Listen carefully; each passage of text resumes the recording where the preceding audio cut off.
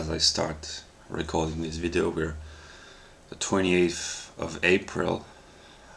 It's almost 8 p.m. and I intend to record a video shorter than 1 hour, which will serve as some sort of a conclusion to my series of videos about home economics. As of now, there are 5 videos, an introduction plus the 4 parts, for a total of broadly 14 hours. 14 hours of ethics.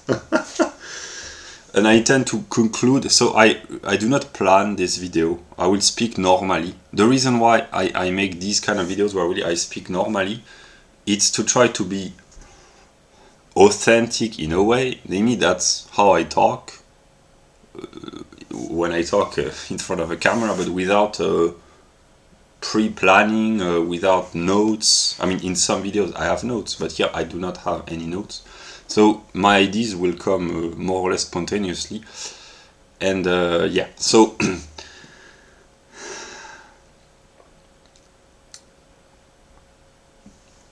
a shirt that I received yesterday. Yeah, that's my way of communicating. And a book that I received many days ago, but that I've been reading.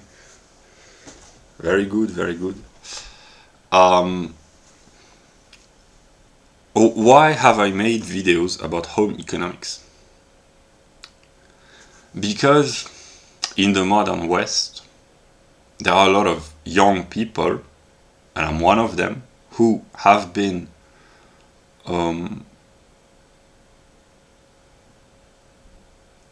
rendered kind of helpless. My view is that there are many reasons, but symbolically the death of the patriarchy, the death of the father figure, and the welfare state, and the excess of wealth, which makes things easy, and therefore by simplifying too much, it turns a lot of people into helpless, dependent subjects of the state, one might say. Not citizens, precisely subjects. Yeah, I simplify. And I needed for myself a structure, unconsciously, a structure to order my daily life, because I need, in order to think profound thoughts and vast thoughts, and to clarify my mind, I need to be partly rooted in the empirical world. I am always in the empirical world, but to be plunged into the most basic aspects of life, like washing the dishes manually, cleaning the laundry manually, participating in civic life, cooking my vegetables myself, etc. Very simple things which enable me to become more rooted in daily life. I have always been, but by willingly simplifying my lifestyle and wasting time doing simple tasks, but actually it's not a waste of time, precisely because it enables me. I have here, that's a problem which affects very few people, but I have a hyper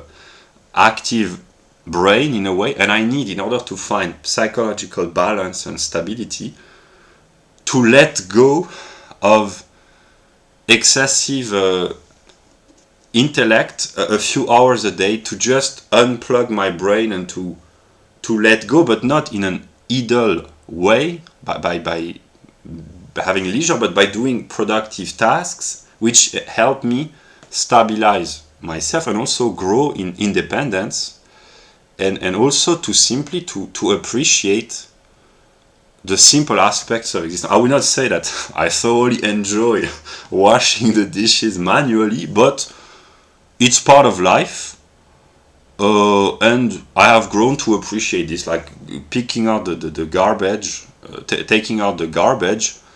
Well, it's not fascinating, but it's part of life.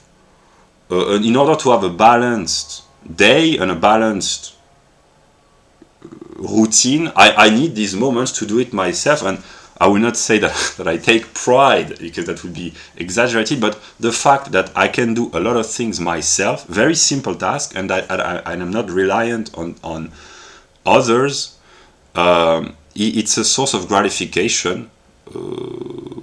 It has only good aspect, namely to be rooted in really the basic aspects of daily existence. I haven't been for many years because I kind of I was a little bit dependent, because I was entitled and immature, but it wasn't good. It's not healthy when you depend on others to do your job.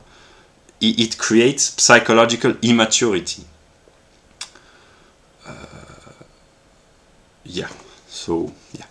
And I need to have order around me, in the immediate environment, but these are I'm not sure that the word in English, concentric circles, little circles which radiate from a center, translated in ordinary language, clarify the mind, the soul, the body by having a healthy lifestyle. Having changed my diet over the past year, I eat only organic food. I will not make all the list, but organic food bought locally, balanced meals. Since the past 4 months, I try to eat balanced, in a balanced way, with proteins, vitamins, vegetables, to have really a balanced diet. It has done me a whole lot of good. I have lost a lot of weight. I am more agile. I walk longer, faster. I feel much better physically, and therefore I can think more clearly. The thoughts, they come more easily, and it's less exhausting. I have less violent mood shifts. When I interact with people, when I can talk to empirical people, even if the conversations are not always very profound, they can be enlightening, they can be interesting. I can enlighten them, they enlighten me.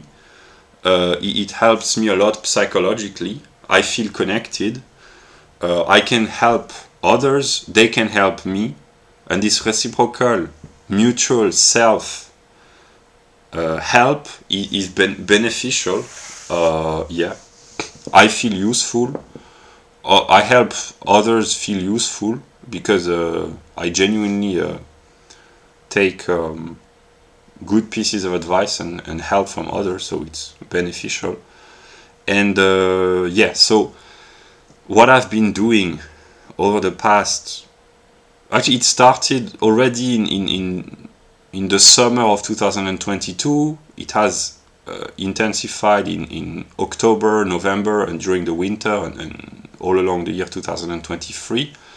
I have balanced more and more my lifestyle, namely for a very long time in my life I have spent most of my waking hours reading books, watching videos, so in what I call the universal, the pure abstraction of ideas or informations, which has enabled me to gather a tremendous amount of knowledge. But I have become completely unbalanced because I was too intellectual, and I still have this tendency, and I needed to stabilize myself by putting more emphasis on my singular life, but not in a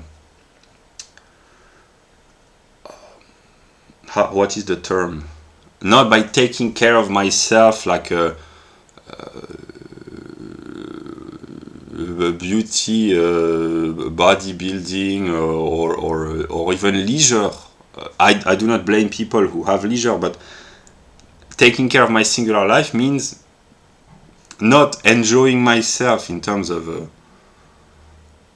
hobbies, although I can find enjoyment in what I do, but it means becoming more independent and becoming more competent in the daily routines of life. And I have improved tremendously. And having really what I've been trying to do, it's not very accurate in terms of quantity, but to have a portion of my day dedicated to really my singular life, going outside to participate in civic life, making supplies, cleaning my room, hygiene, diet, etc. Really the singular aspect, and an aspect dedicated, between a few hours dedicated to acquiring knowledge by reading books better. I read fewer in terms of quantity of book and time dedicated, but when I read, I take really good notes. I underline the major ideas, the important ideas. So I read less, but I read much better than I used to. So I spend much more time on a book when I read a book thoroughly, but the idea they sink in much more because I put more effort. And then so that's an aspect of my days, and then I usually produce videos. It's not only the recording. Sometimes I rewatch the video to put the structure, the outline, etc., etc. So there is or preparing the structure in advance. So there is a lot of work about this. So I try to find balance between all the aspects. Okay. Also, what I can say is that we live in an interconnected world, not just through technology, because information is made available in real time, etc. Not only through economics, although economics is that which enable and help to understand the interconnection of all things, one might say, but actually that's the philosophical underlying structure of the world. Everything has always been interconnected, but through technology and economics and the circulation of information in the 21st century, it becomes more and more conscious.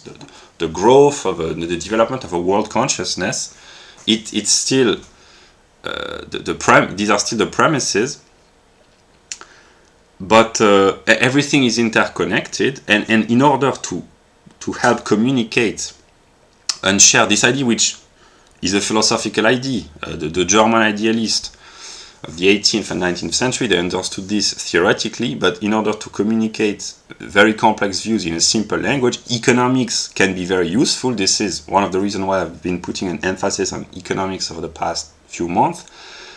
The Fed. I've been following Ron Paul a lot over the past few months. I already knew about Ron Paul, but I have read some of his books. I watch his videos frequently. I donate money to the Ron Paul Institute frequently. Several times a month. And I follow the Mises Institute, etc., etc. People that Ron Paul has helped, inspired, like Jeff Deist. But yeah, here I illustrate. Ron Paul has not a lot of success quantitatively, but yeah, people who know about Ron Paul, they might think that he's an American politician or whatever. Actually, he's an American hero, but those who vaguely know about Ron Paul, even those who think good of Ron Paul, they might identify him with American political public figure. It's true, but my philosophical view, UPS, is that the ideas of Ron Paul, when they are good, which is overwhelmingly the case most of the time, the overwhelming majority of time they are good, he applies unconsciously, his view, which is partly inherited from Austrian economics, but also his personal character, his personal qualities as an individual. He applies his views to the singular case of the United States of America, but since he discusses not only economics, finance, American politics, but also geopolitics, he has a singular take, a singular view on predominantly the United States of America. But when his ideas are true, which happens most of the time, they apply to that's the universal contained within the singular. They apply potentially to all, not necessarily in their singular aspect. If, let us take an example. I take Ron Paul, but it can be the case for all those who comment the political news. When Ron Paul criticizes an American politician, here, as an empirical person, I don't know the names of many American congressmen or candidates or whatever. And honestly, I'm not really interested, because I'm not interested in politics. I know the names of a lot of French politicians, but I'm not interested. I don't... When I listen to them, it's really to have a view of what the modern politicians say, but I'm not interested in what politicians say most of the time, because it's so dull, uninspired, flat, insipid, if not manipulative. Yeah, but yeah, let's take the example. When Ron Paul discusses some American politicians, this is a singular case, but the fact that most politicians in the modern world, they are, like I said, flat, insipid, etc. It's the case in the US, but it's the case in France, in England. In England, they are slightly... The British, they have preserved a certain charming aspect, but they are as dull and insipid, if not downright deceitful as the other. In Germany, it's in Italy, Canada, etc. They are kind of the same, more or less, in their particular determination. Yeah, but when a person analyzes a singular case intelligently, other intelligent person, they can extract the universal and apply to their own singular case, and this is how ideas circulate. And yeah, so that's for the political aspect. But when Ron Paul discusses about the problems created by the Fed, not only Ron Paul, Jeff Deist, Mr. Di Lorenzo, etc., all the intelligent person, it might seem that this is just the problem of the Americans of America, and it appears as such because this is where the Fed has the most direct consequences in the short term, one might say. But actually, since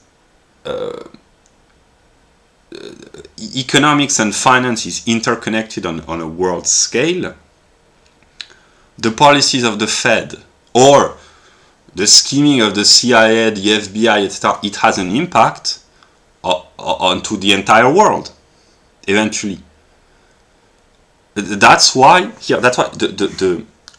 the frame of the nation state, it can help find stability for people when they are a little bit troubled because of the ideology of the left, the uprooting, the cosmopolitan idea, etc., globalism. So retreating to the strict mindset of the nation state, it can help find stability. But actually, it's kind of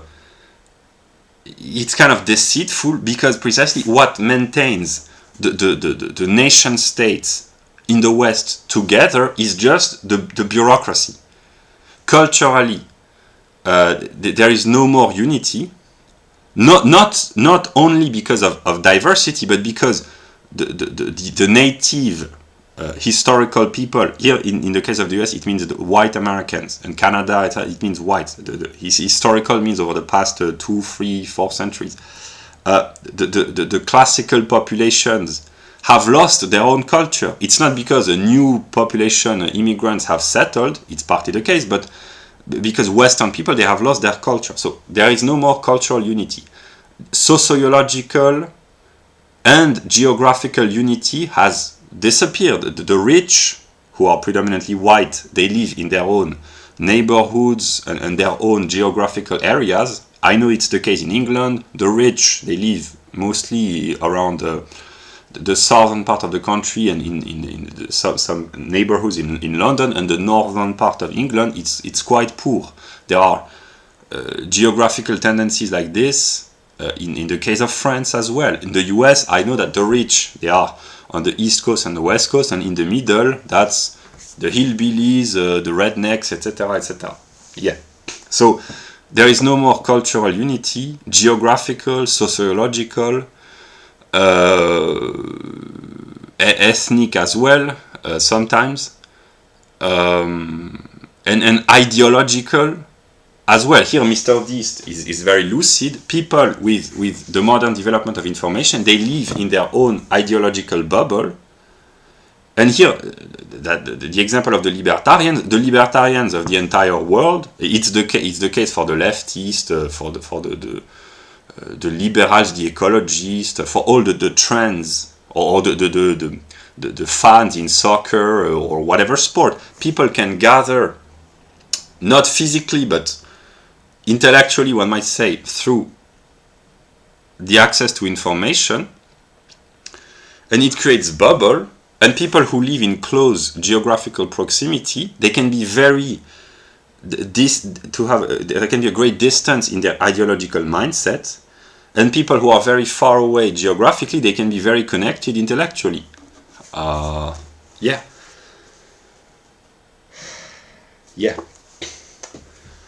So yeah, there are divisions in most Western societies, and actually in a lot of societies with technological, economic, informational development, but predominantly in the West. And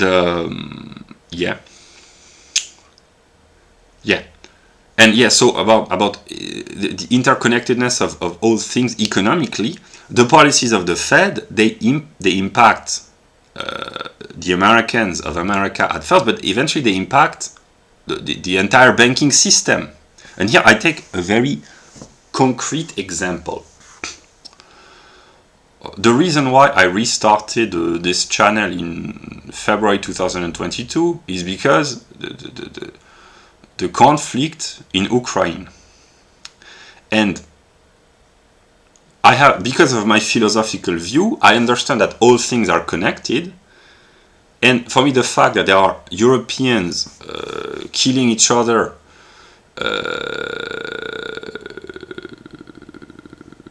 daily, it's kind of it's problematic, one might say.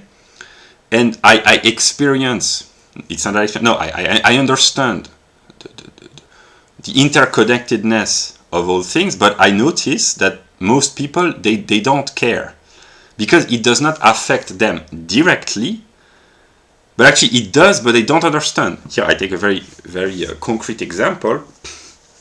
The price of electricity for some bakeries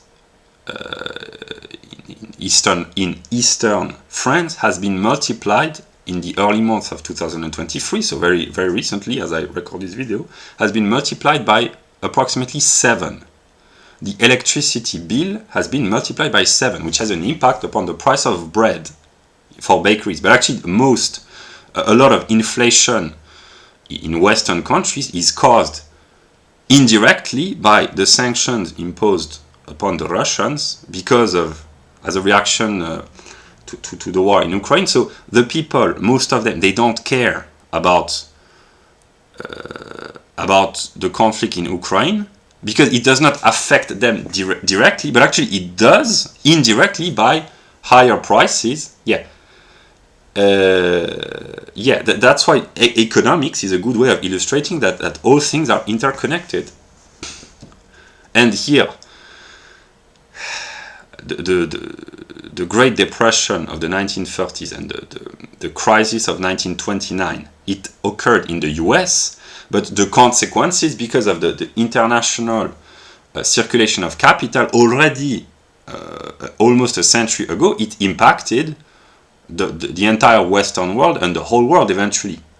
Italy, France, England, Germany, and all the colonies, and indirectly all other countries, most other countries, because of the interdependence of capital and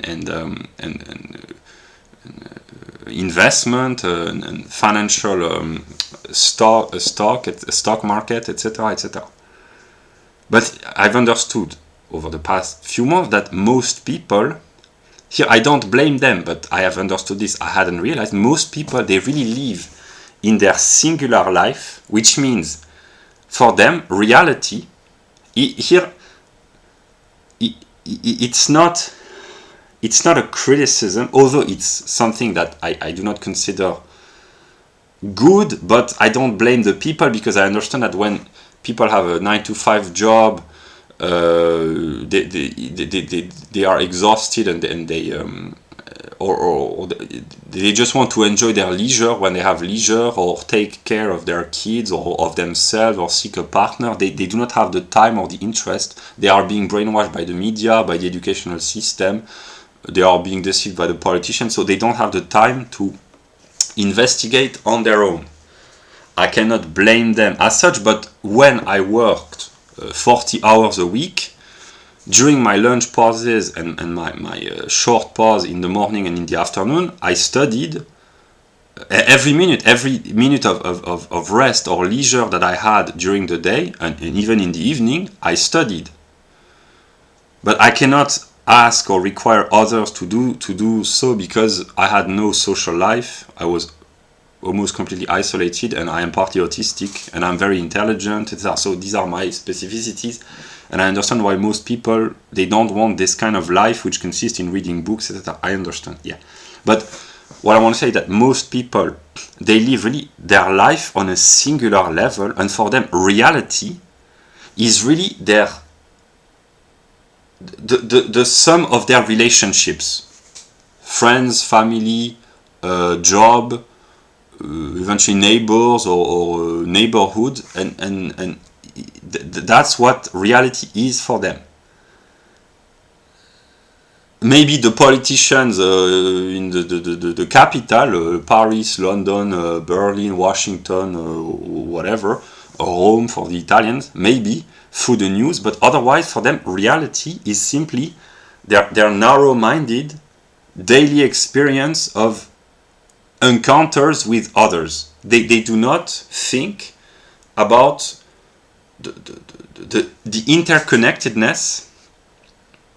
Yeah, I'm not talking even about a philosophical or scientific view, but just in terms of economics or the circulation of information, a chronological historical continuity, the attention span and the historical perspective, the ability to recontextualize events in time and space, to connect phenomena and events intellectually, not in a very complex scientific way, but simply to make connections between events in a chronological succession or in spatial extension.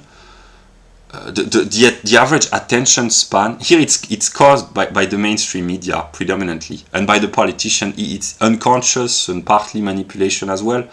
The attention span of ordinary humans, it doesn't go beyond a few weeks or a few months when it comes to public topics for their private life. Of course, ordinary humans, they have a normal memory, but when it comes to public life, they forget very easily, very quickly. In a matter of a few months or a few years, it's forgotten. So to ask people to have a time span of many decades, many centuries, or millennia even, in the case of, for instance, a civilizational continuity, or in the case of sociobiology, the idea that day-to-day behavior of humans are determined by what happened tens of thousands of years ago for a very long time span, it's out of the consciousness of ordinary person.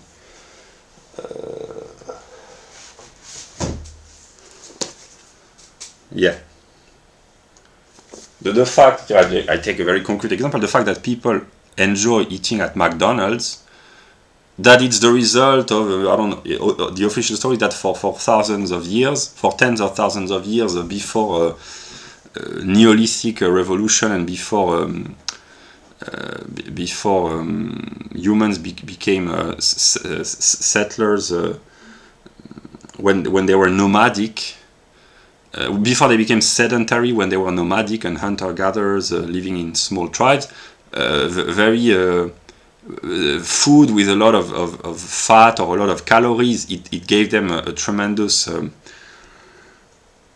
advantage in the pursuit of resources, and in their fitness advantage, their competitive advantage to spread their genes. That's why humans have developed a taste for sugar, fat, etc., etc.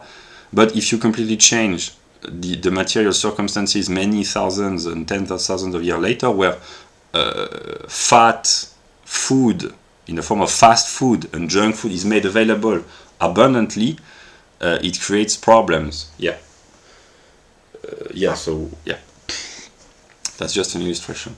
So most people, they have a really short attention span, and partly it's their fault in a way, in a sense that very few people make the effort to educate themselves once they leave school, but it's partly also the media which structure the minds, unconsciously or consciously, the mind of the viewers to have really a focus on singular events without connection, without explanation, without recontextualization, etc., etc. So people who do not read or who draw their source of information only from the mainstream media, they are really brainwashed.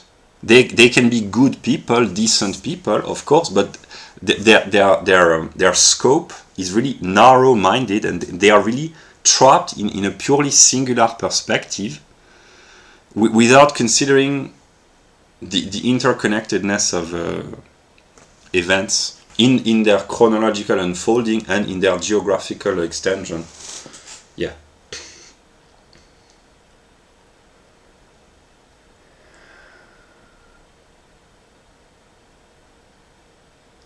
About home economics.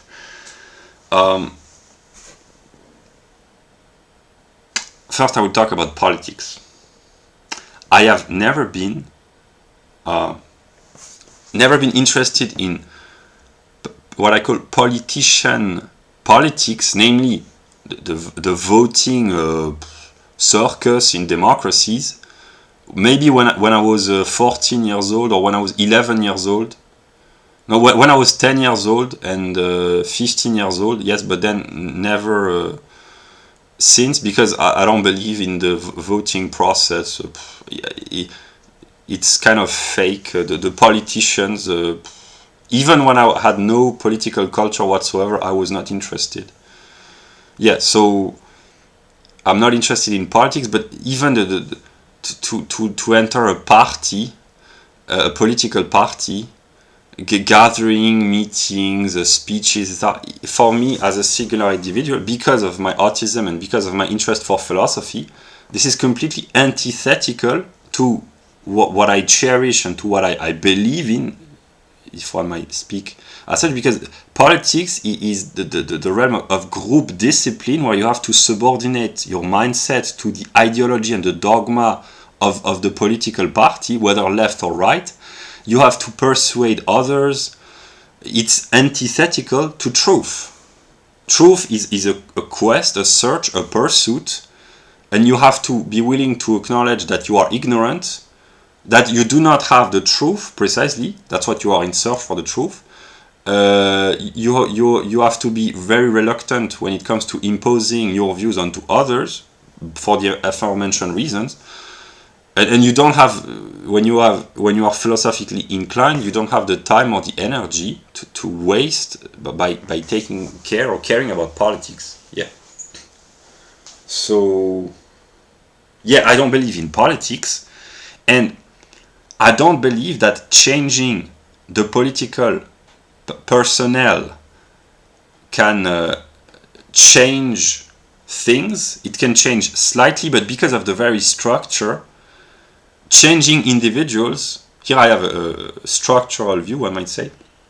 Of course, if a politician is slightly less corrupt than the previous one, it can only be better, but it's not enough, because the problems, here that's really a philosophical view, the idea that the problems of people can be changed by changing the politicians, it's not that the solution is wrong, it's that the way of formulating the problem is not correct. Because if you have come to a point where you expect politicians to solve your problems, that's already a wrong way. It's already a proof that something is wrong, because the very fact of expecting politicians to solve problems, whatever it's not a demagogic in the sense, all politicians are corrupt. No, precisely, it means that if you expect political agents to solve economic, sociological, educational,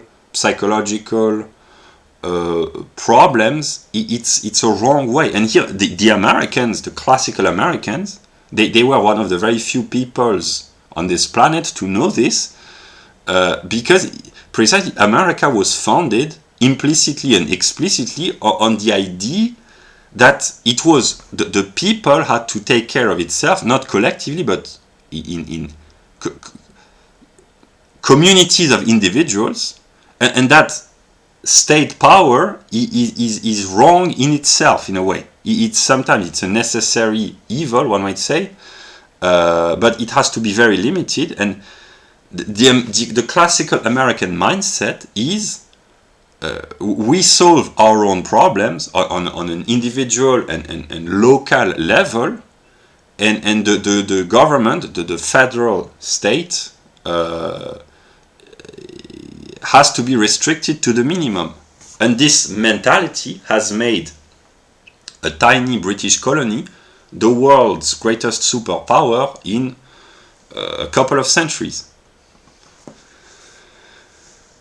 So here, I've already said this, but the American, when you learn about American history and the American spirit, Trump, of course, it's in a way it's kind of good because Trump, as an individual, is slightly less corrupt. Actually, he's less corrupt than most others, and he embodies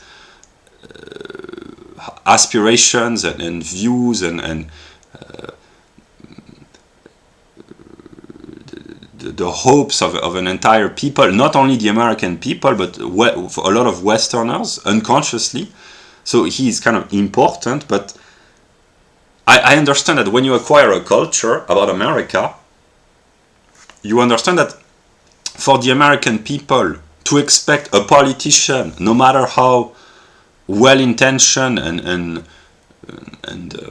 honest he might be, it's already wrong. It's already a sign of a decline, of a moral and cultural and political decline. The Americans are not supposed to expect a politician to solve their problems. Yeah.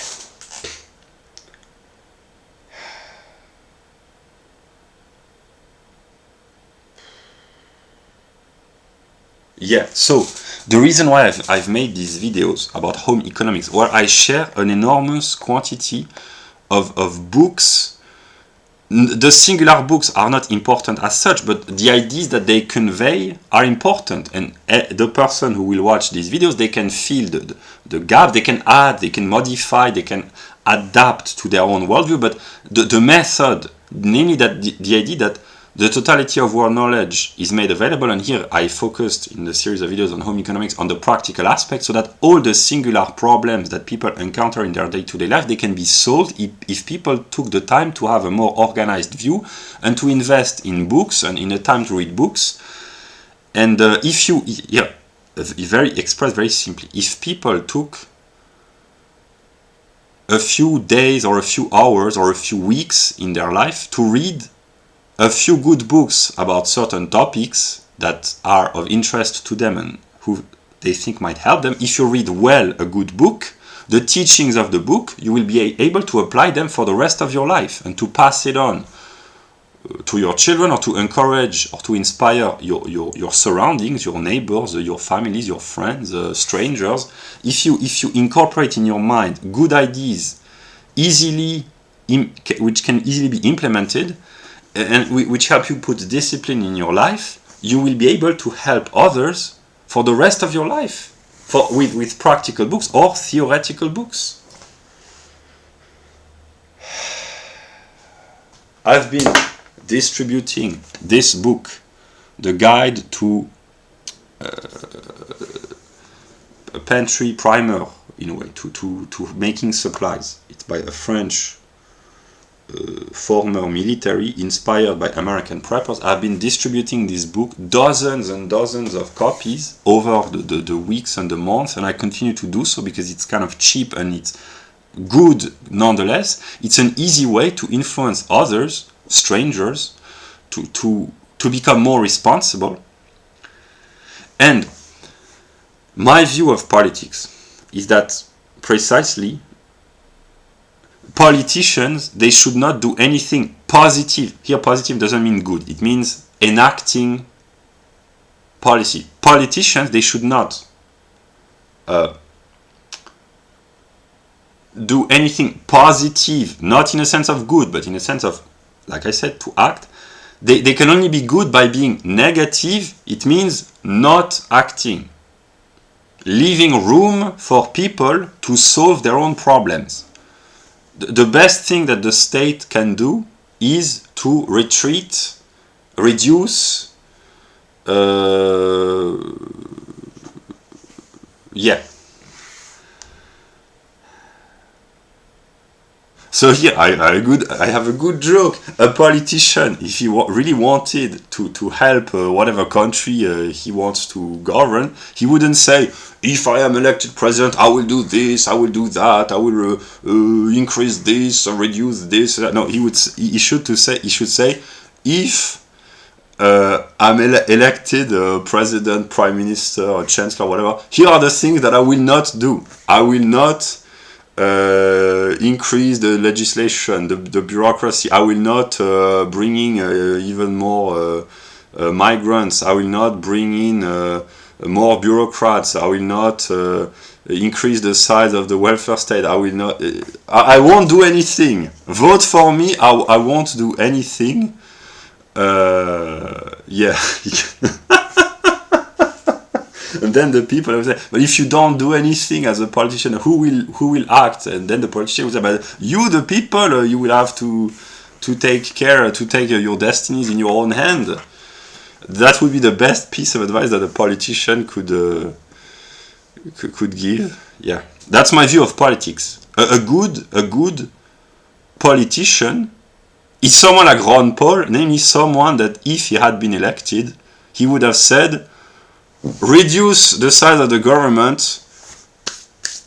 Dear bureaucrats, goodbye. Dear congressmen, thank you, but no.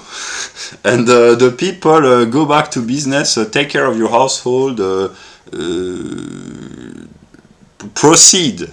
Don't expect Washington to help you in any way, because it has never been the purpose. And when Washington or whatever capital tries to help the entire country, it doesn't work. And they pretend they want to help, but actually they don't. They just want more control, bureaucratic regulations, legislation, taxes. Yeah.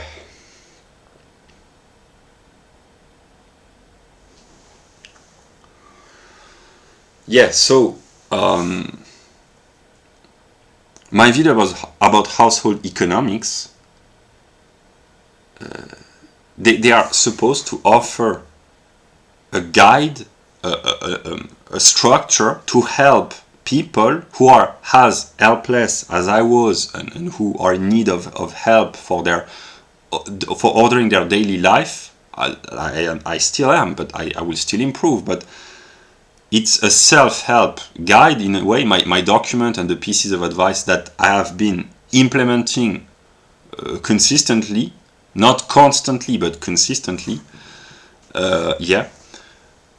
In order to live a minimalist, disciplined, more independent, more ordered life at all levels, on a singular level. And then when the singular self is more or less balanced and stable, then people, if they are men, women, here that's my traditionalist view, most women, they should stay within the realm of the household. There are a few women, nurses, and a few other jobs, okay for women to perform this job, but actually women, they are not supposed to interfere in civic society, because if women become teachers, journalists, entrepreneur, business women, etc., it means that they are not at home having children to perpetuate the species, but the society as well. Women, here it sounds very reactionary, but women, they don't care. women don't care about ideas, they care about the status, prestige and influence of whoever is in charge. And if you are in charge, women will follow your ideas, whether they are good or bad, which is kind of problematic. So the best thing to do is to have good ideas and to become influential. Therefore, women will follow the ideas of the influential person, but if you have good ideas, it means they will follow good ideas. Yeah.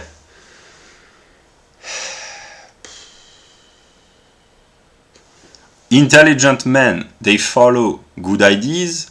Women, they follow influential men. So in order to have a compromise, you have to become influential through spreading and promoting and applying good ideas. Therefore, men will follow you, and you will become influential, and then women will follow you as well. Yeah.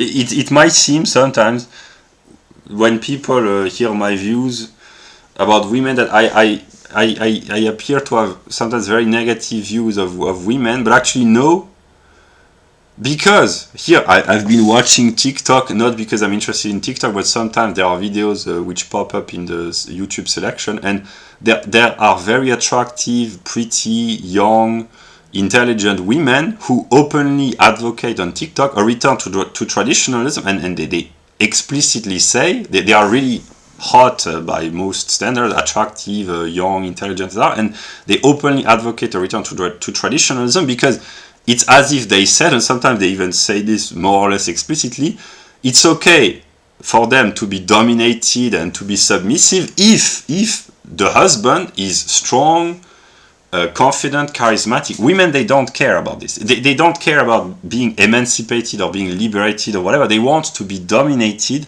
by strong men. Yeah, I've understood. Stella, she said this in 2018.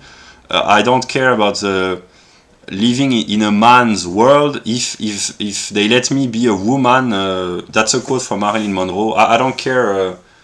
I don't care living in a man's world if I can be a woman in it. She said something like this. That's how women think. They don't care about being submissive, women, traditionalist, household keepers.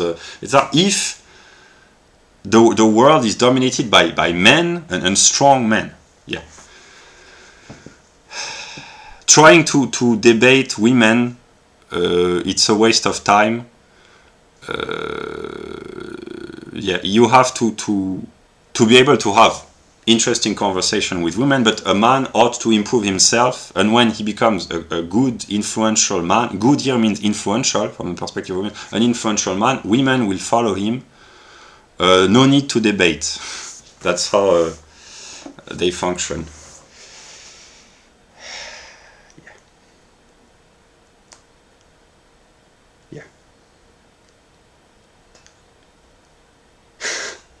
Yeah, so but basically my videos about home economics, they were intentionally produced for single males, basically, because that was some sort of a self-help guide, how to run your household if you are a single male, but actually it's for women in married couples, and it's for the husband and the wife in a functioning household. But it was one way of proving that if you are a single male, you can do what a woman ought to do, and you can do it well. And once you have proven to yourself and to others eventually that you can do the job of a woman, then you can envision finding a wife who will do what you have proven that you can do, so that you will be able to focus on more important, not necessarily more important, but a more important task, but whose importance can only express itself if the basics are dealt with and are taken care of, namely to stabilize your immediate environment, etc. It's very difficult, especially when you have to do both the household and civic society at large. But yeah.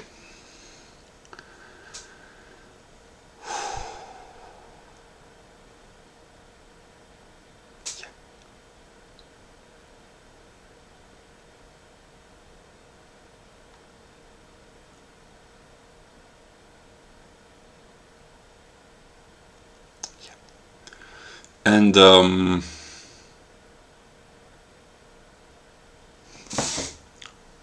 okay, I will try to conclude in the remaining 10 minutes about my views. I know I have said this many times. We live in a revolutionary era because of the very structure of the circulation of information. And because the circulation of information is worldwide, the revolution is worldwide in scope. Because everything is interconnected, of course, economically, more and more politically because international law, etc., but also by the structure of information. And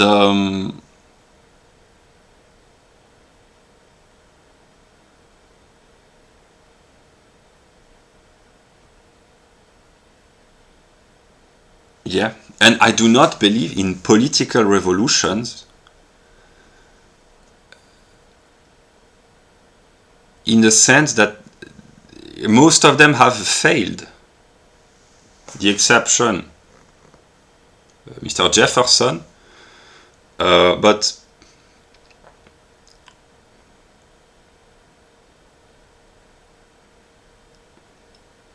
my view is that people have to change themselves. That's what I've been doing on a singular level with my minimalist, ecological, libertarian, communist lifestyle, not in the ordinary sense of communism, but simply that I share for free lectures with others, I offer books, good pieces of advice, I produce content for free. That's what I mean when I talk about communism. And libertarian is that I try to become as independent as possible and to participate to the minimum to strengthening financially the system, one might say, only for the vital necessities and in order to preserve a functioning working environment, one might say. Yeah. So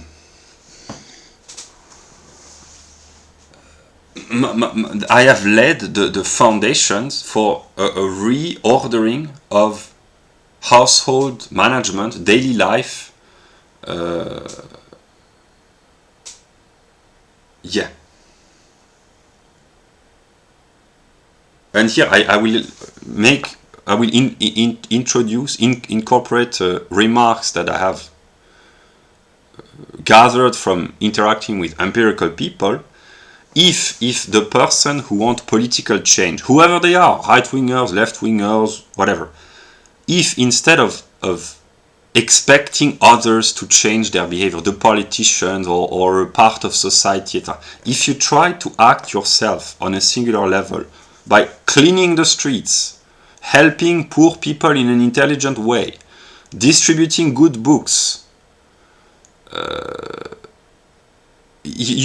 it would be a slight change on a singular level, but if a lot of people do this, first in most Western countries, it will have important consequences because knowledge, while being spread, it strengthens, there's a reciprocal strengthening.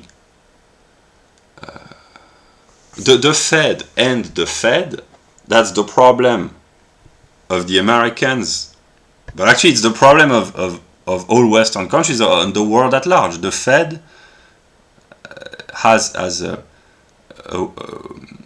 worldwide impact with its policies, a negative impact, one might say. It's a concern, a cause of concern for all the people who are interested in economics, politics, yeah. And even if they are not interested, it impacts their life negatively and indirectly. Yeah. Yeah.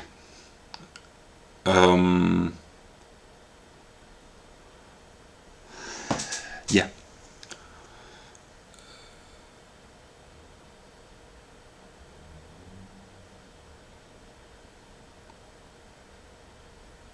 And another piece of information I want to say, if every person spend, not everybody, if most people, if they dedicated, and here I'm talking about ordinary people who are not used to reading, if they spend just 20 or 30 minutes each day reading a good book, if you adopt a new habit, you spend 30 minutes each day for the rest of your life reading good books. If you are not used to reading, it will accumulate over time because you will read more and more fluently, one might say, and better books, and you will incorporate good ideas which will change your behavior, which will maybe encourage you to read more than 30 minutes, maybe 1 hour, maybe 2 hours, maybe dedicate entire afternoons or weekends to reading, I don't know. But if you just change, I've realized if people, they just made slight efforts on a singular level, it can be acquire better information, reduce waste, eat a better diet, spend more wisely, not let themselves be fooled by demagogues, revitalize civic life. If people made small efforts that generations of people were used to doing before the advent of the modern welfare state, entire parasitical structures like the welfare state, the bureaucracy, the regulation would be rendered useless. And here, what I intend to do with my series of videos about home economics is to try to mitigate, to alleviate the transition, because the system is not sustainable. There are more or less constant crises everywhere: financial crisis, banking crisis, the war in Ukraine, political tension, the unsustainability. It's shaking everywhere, and it's not sustainable in the long term, and it has to be reduced. The state, the bureaucracy, the consumption, the standards of living with the excesses, the waste, etc. It has to be reduced. And it will happen at some moment, but in order to try to make the transition as smooth as possible, my view is that the greatest amount of people, they have to be willing to make small sacrifices. It can only, because it can only ease and appease the I would say the transition, the reformation or the revolution in a way. And my view really is to try to provide stability and structure and order in troubled, sometimes chaotic times, for myself and eventually for others. This was the intention, and this still is the intention. And I will promote this series of videos about home economics in the future video that I record. And I have printed the plan and the structure, and I have already started to share with people that I encounter, and I will continue to do so, to encourage people to restructure, but to restructure their life in a sense of more independence, more civic participation, more ecology, minimalism, and less, more self-reliance, more sovereignty on a singular and local level.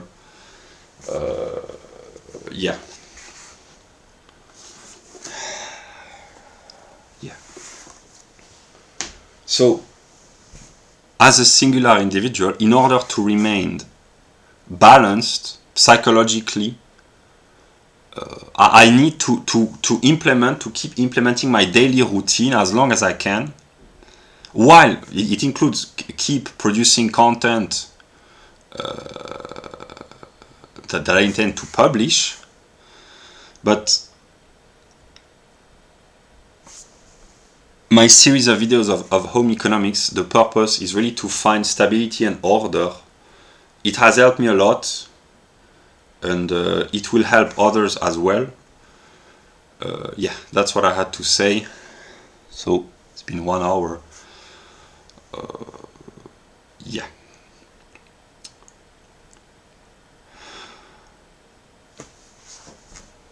Self-discipline, on an individual level, order